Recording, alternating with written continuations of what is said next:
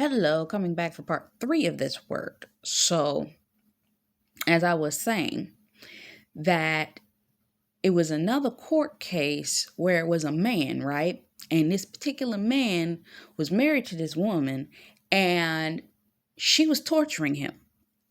Literally, the way that she was operating was that she wouldn't let him go anywhere. She wouldn't let him do anything. He was literally complaining that he couldn't go around the corner without this person tracking every move that he made. She had him tracked. She knew this. She knew that. Even when he got into a car accident at 3 or 4 o'clock in the morning,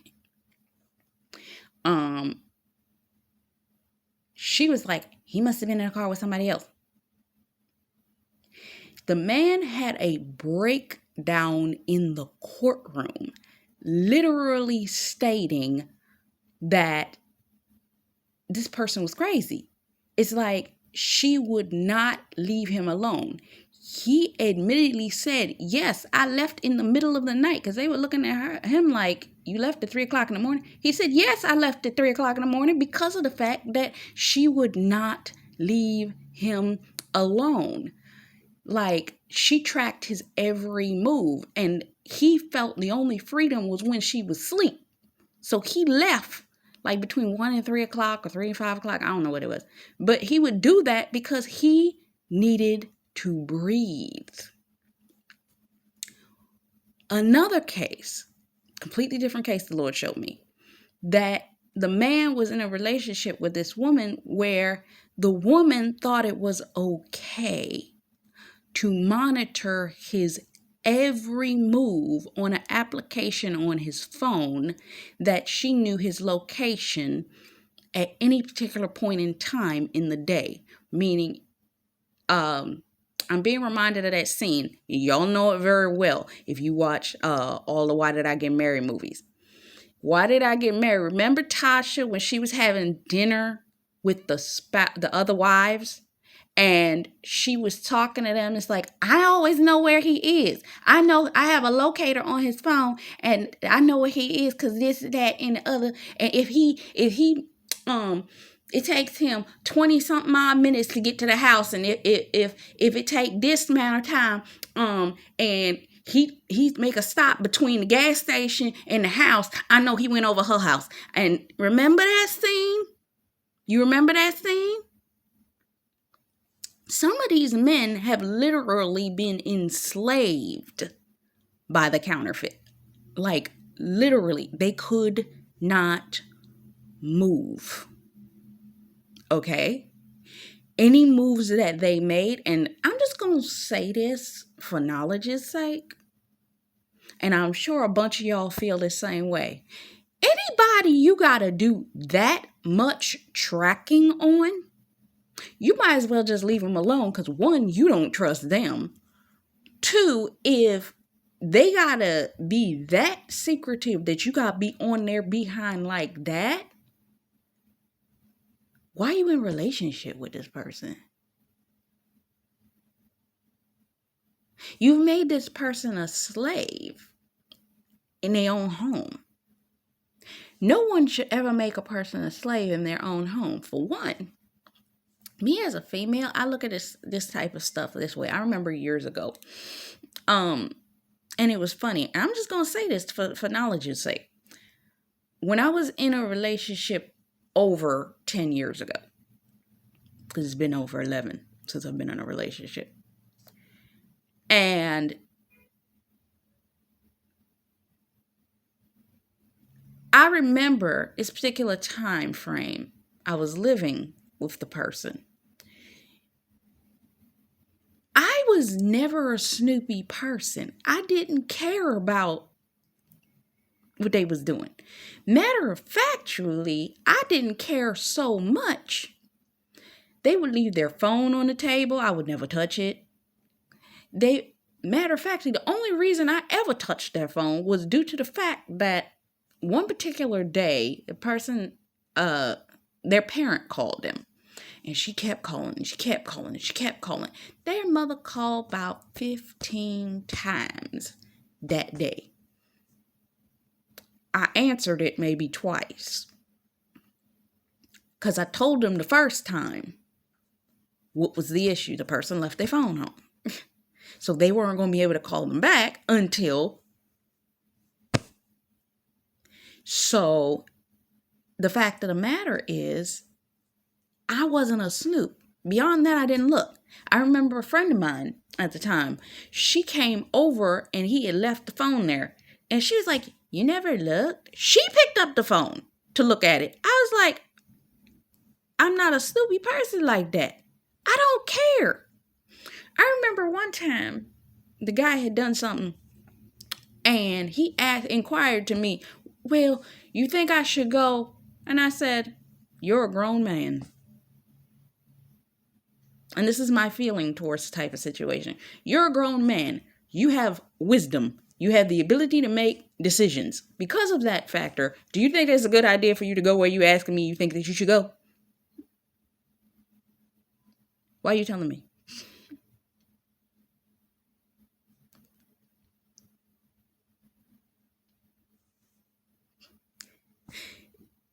I'm not going to snoop on you. I'm not going to waste my time to track you down to figure out where you at. If you are going to go and do some shady stuff behind my back, let me tell you something. Every person, the last person I was involved with, I never snooped. And you know what? It made that person more nervous that I never snooped than it did had I snooped.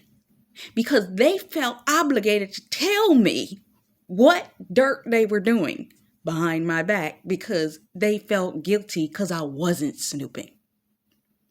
That's how bad it was. They felt guilty because I was not tracking them. You know how badly they were messed up? They used to write a journal, right? I never read it. He would always tell me where the journal was, but I never went in the drawer to look at it. And I always found it weird. Why are you telling me where this journal is? It's almost as if he wanted me to look at it so that he could have a justified reason to break up with me. Because then I could look at it, see the mess he was involved in, and then I would be mad enough that it would cause an argument and we would break up. Why am I telling you guys this?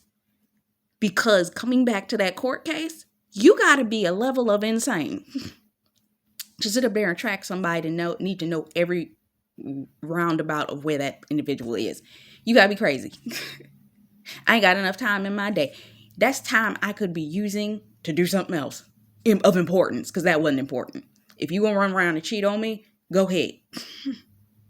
Okay. That's the way I look at it. Go ahead. And when I find out, you're the one that's going to end up looking stupid and that's what happened in my previous relation. This is why it's been 11 years since I went with anybody. That's why I said to God, find my husband, because I'm not dealing with this foolery. You have to be a level of insane. And some of these men, there was so much pressure on them from these counterfeits. Why? One, due to the fact that the thing that they did, some of them operated in witchcraft to even get into the relationship with your spouse. And because they operate in a level of witchcraft to even get into the relationship with your spouse, they knew, because they were spiritually snooping and monitoring who they were going to get with and that they were going to be married and, you know what, secure in that relationship. So they tried to bogart, usurp, get in the path of and block you getting into that relationship. And because they were trying to usurp, get in the path and block, they felt guilty for knowing what they did when they came into the relationship. And then they needed to make your spouse feel like a slave once in the relationship, because then they knew that if they ever found out, meaning your spouse found out the truth, okay, of who you truly were, in comparison to who they were pretending to be, it was a wrap for them. So they had to sit on top of that man to make sure that he didn't find out. They made him a slave. They tracked him. They tried to figure out all this kind of stuff about him, try to keep him locked down. Why? Because they knew if they let up, and the irony of it is them locking them down was only going to make them run faster and harder once they were able to get out. I heard my coach said this last year sometime. She said that if a man figures out what a woman is doing and he realizes the situation isn't going in his favor, he's going to take his time and separate from the individual. Mentally, he's already separating himself. But everything else, the last thing he's going to separate is himself physically from the individual. Okay? But he knew and figured it out way before then. But he had to strategically backstep in order to get out that relationship safely. Problem is, when you have a woman monitoring your phone, monitoring everything that you're doing, where your car is going, all these kinds of things, it's hard to do that. But let me tell you something. If a man that desires to cheat will figure out a way to cheat, a man that desires to get out will figure out how to get out. Okay? When he gets fed up with the situation, he gonna walk away, but he's gonna systematically do it. The last thing he gonna do is walk away. And these individuals, I talk about this. Where do I talk about this? I'm gonna tell y'all soon. It's something I'm working on. Don't worry about it. He's gonna figure it out. You cannot be toxic and expect a person to stay. You cannot be toxic and expect a person to maintain relationship with you. It's not going to happen. Remember the compass I keep telling you? Person sits in the middle and they are the stabilizer. But the person that's trying to change ends up running around in circles because the one in the middle ain't moving. No man is going to continue to remain in a toxic cycle. He going to move. What the problem is, when you have a toxic individual that's the center point, they have to be the center of attention. They are self-centered anyway. They will manipulate, confuse, distort, and do all of this kind of stuff to keep that individual in that relationship. Okay? But when that person finally gets fed up enough, they're going to be gone. They're going to release the thing. And this is when you run into these toxic women that chase these men, cause confusion, manipulation, accusation, all of this type of stuff, slander, all of that. I was wondering, and by the time you see this, the Witch Hunter review will already have come up. One of the things in the list in the community post that I gave y'all was accusation, assassination of character, and assassination of identity. A lot of these men have been held up because of that. It's another word I'm going to bring, but the Lord brought some revelation to me even this morning. I was listening to Sunray. Her name is Sunray. Sun, S-U-N, Ray. It's a comma, Ray, on YouTube. And she was talking about the fact in one of her words that God's going to shut these people's mouths because of the fact that that's been your delay. It's slander that's been delaying you. And it's not what has happened to you so much. It's been what's been happening to them. They have been held up due to slander. But when God cuts it off, they can move. These individuals were manipulated into the relationship and became slaves to the relationship. Tiffany Montgomery did a word. Was this the word that she did last? It was her Covered by God I believe it was the last Cover by God that she did in October 13th, 14th, or 15th. It was a Saturday. And she talked about the fact that what a man idolizes will make him a slave to it. Okay? So the idolatry of it will then make him a slave to the narcissism of it. Okay? And that's what happened to a lot of these men. They became idols, or the counterfeit became an idol to them, and that idol turned around and betrayed them. And they then were enslaved by them. Some of you, I have seen your comments that were talking about, they involved with somebody, but I can tell that person is a witch. I can tell that person, whether it was they had a mama or whether a counterfeit was a witch, but you knew that that wasn't the one for them. But they had to figure it out on their own. Because see, what God will always do, and I've noticed this, anybody you make an idol in your life will become your worst enemy. Because he's going to then allow them to become the narcissist. I've heard people put it like this. The thing that you make, when you're looking for your next leader, mentor, whatever it is, they will be the one that will become your next oppressor. There you go. That's exactly what happened. Because when you put them too highly, they're going to show you who they are. And when you put them above God, God's going to make them show you who they are. Because he needs you to see that even if it isn't in their heart posture, because remember, God turns people's hearts towards you and against you.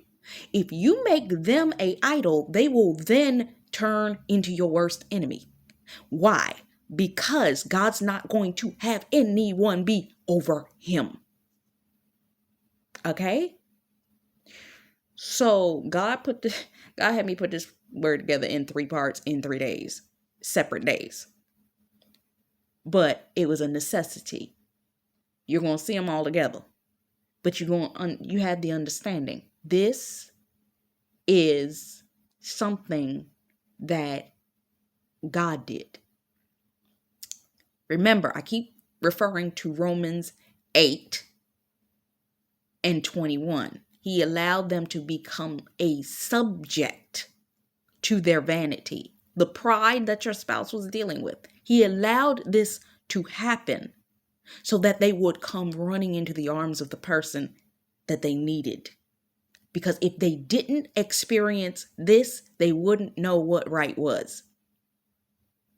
But he had to allow them to experience the judgment of not following his will.